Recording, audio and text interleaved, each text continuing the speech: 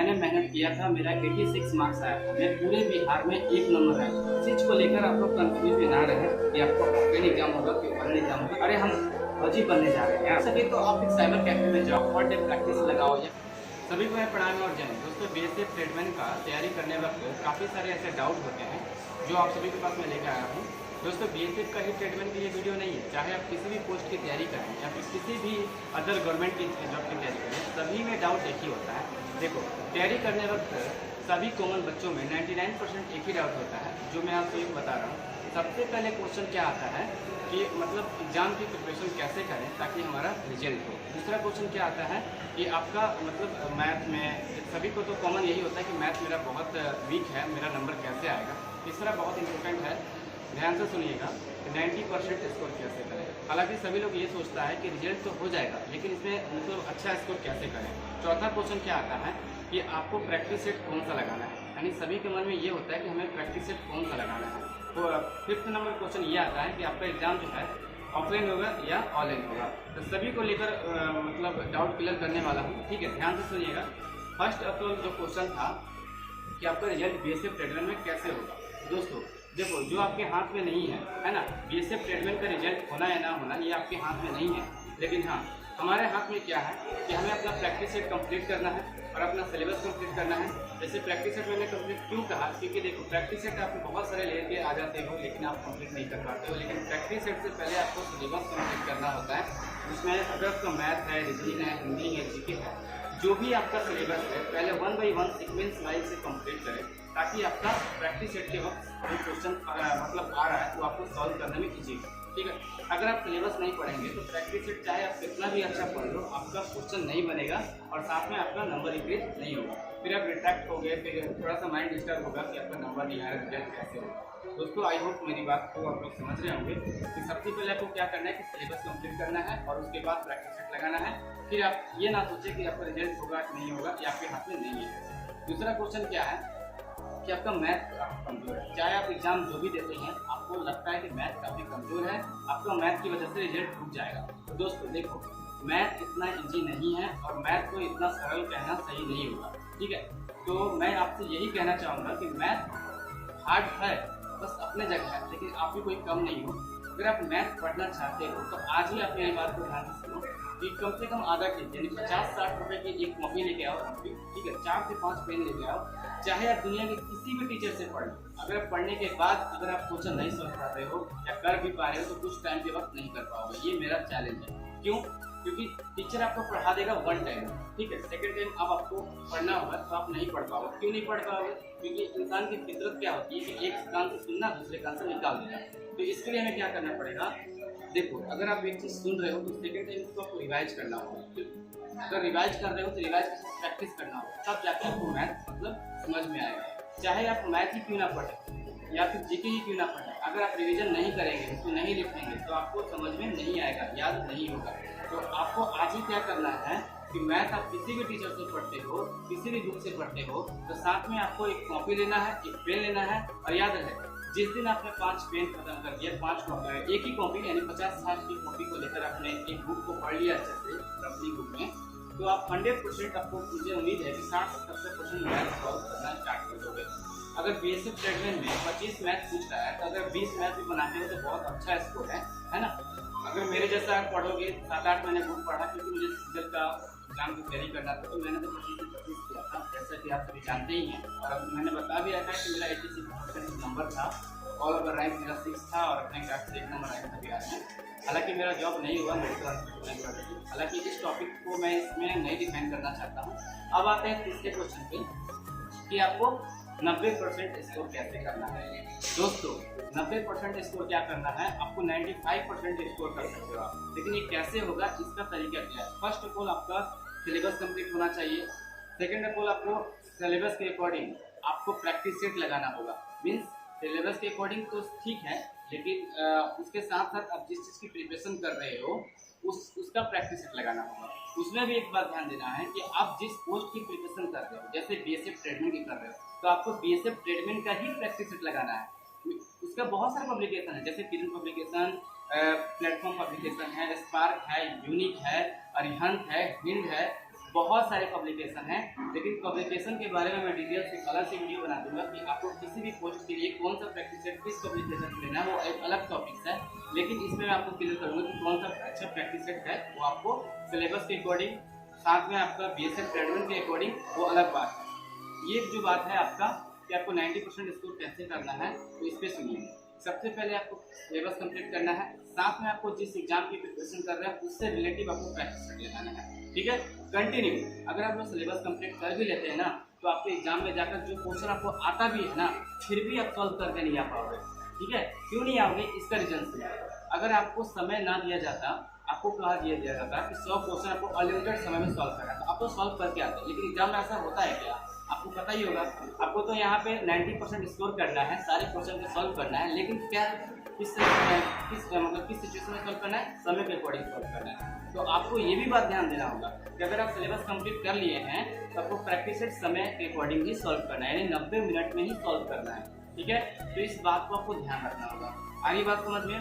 चौथा टॉपिक्स क्या आता है कि अगर आपने सिलेबस कंप्लीट कर लिया है, इसलिए मैंने चौथा टॉपिक्स रखा है आपका प्रैक्टिस सेट सबसे अच्छा कौन सा है। तो देखो, सभी पब्लिकेशन का बुक अच्छा होता है यार, है ना, सबको अपना अपना अनुभव के हिसाब से बनाते हैं। लेकिन देखो, एक एग्जांपल, मेरी बात सुनो, मैं क्या कह रहा हूँ, मेरी बात का उद्देश्य क्या है, इस बात को आप लोग समझो। देखो, अगर किसी चौराहे पे जाना, एक एग्जांपल के तौर पे समझना चाहता हूँ, किसी चौराहे पे जाना है, एक चौराहे, उस चौराहे का जो डिस्टेंस है 100 मीटर है। ठीक है, अगर आप 100 मीटर डिस्टेंस जा रहे हो, तो मैंने क्या किया अपने प्रैक्टिस सेट में कि मैं दूसरे रास्ते से आपको लेके जाऊंगा, लेकिन वो भी इसका 100 मीटर डिस्टेंस ही होगा। लेकिन अदर पब्लिकेशन जो स्पार्क, यूनिक, किरण, प्लेटफॉर्म, जैसे अभी फिलहाल में मतलब काफी पॉपुलर हुआ है चक्की पब्लिकेशन, ठीक है ना, आपको पता ही होगा।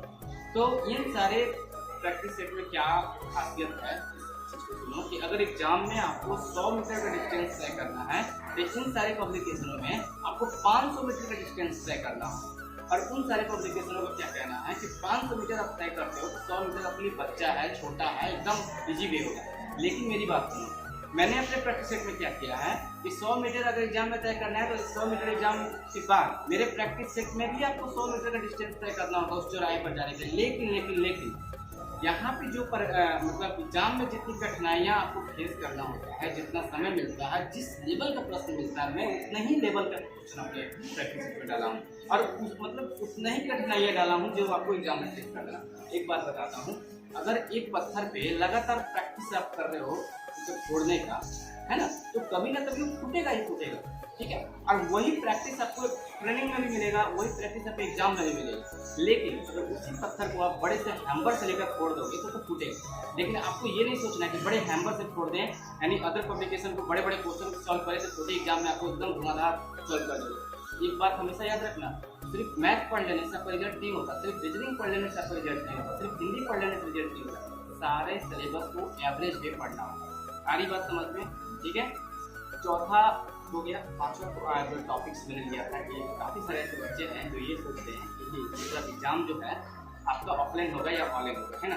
तो इसका सीधा सा एग्जाम्पल मैं देता हूँ। अभी आपने देखा होगा कि CRPF ट्रीटमेंट का एग्जाम हुआ है, कैसे हुआ है, CBT हुआ है, ठीक है ना। तो दोस्तों, इस चीज़ को लेकर आप लोग कंफ्यूज में ना रहे कि आपको ऑफलाइन एग्जाम होगा कि ऑनलाइन एग्जाम होगा, जैसे भी हो। अरे हम फौजी बनने जा रहे हैं यार, जैसे भी हो सारे एग्जाम हमको फोड़ना है, 90% स्कोर लेके आना है, रिजल्ट नहीं बल्कि हमको एक अच्छा रैंक पे आना है। ठीक है, तो एग्जाम जैसे भी हो, हालांकि 90% ये लेके चलें कि आपका एग्जाम जो होगा ना CBT में होगा, यानी online exam, computer based exam होगा। ठीक है, ऑफलाइन का जमाना गया, क्योंकि ऑफलाइन में बहुत सारे धांधली स्टार्ट हो रहे हैं, ठीक है ना।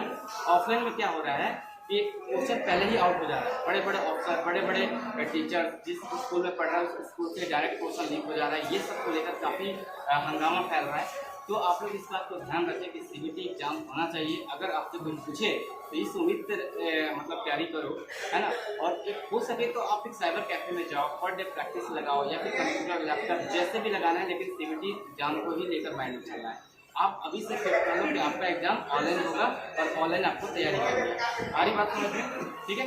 यानी सारे क्वेश्चन मैंने डाउट क्लियर कर दिया है, क्योंकि मुझे संडे को थोड़ा वक्त मिला था, तो मैंने सोचा कि आप सभी के डाउट क्लियर कर दूँ। और आई होप, मुझे ऐसा लग रहा है कि मैंने आप सभी को बहुत ही अच्छा मतलब गेस किया है, गाइड किया है। ठीक है, लास्ट एक टॉपिक आता है यार, देखो फौजी बनने जा रहे हो, ठीक है। और फौजी बनना इतना आसान नहीं होता, ठीक है ना। माँ की ममता, बाप का जो उद्देश्य होता है, उम्मीद होता है, ये आप पे डिपेंड होता है, ठीक है। चाहे आप किसी भी पोस्ट की तैयारी कर लो, ठीक है, आपको देखकर लोग हंसेंगे, आपको लोग देखकर कहेंगे कि पागल है, ठीक है, लेकिन आपको ऐसा नहीं सोचना है। आप अपने फोकस पे एकदम फोकस करते रहें, ठीक है, अपने एम पे फोकस करें, ठीक है। आप क्या कह रहे हो, ठीक है, क्या नहीं कह रहे हो, ये आप जानते हो। आपके अंदर के टैलेंट क्या है, आपके अंदर का हुनर कैसा है, ये आप जानते हो। आप जो मेहनत कर रहे हो वो सही डायरेक्शन में है या नहीं है, ये आप जानते हो। मेरा काम है मतलब आपको गाइड करना, सही रास्ता दिखाना, ठीक है ना। तो देखो, आप मेहनत करोगे तो आपका नंबर आएगा।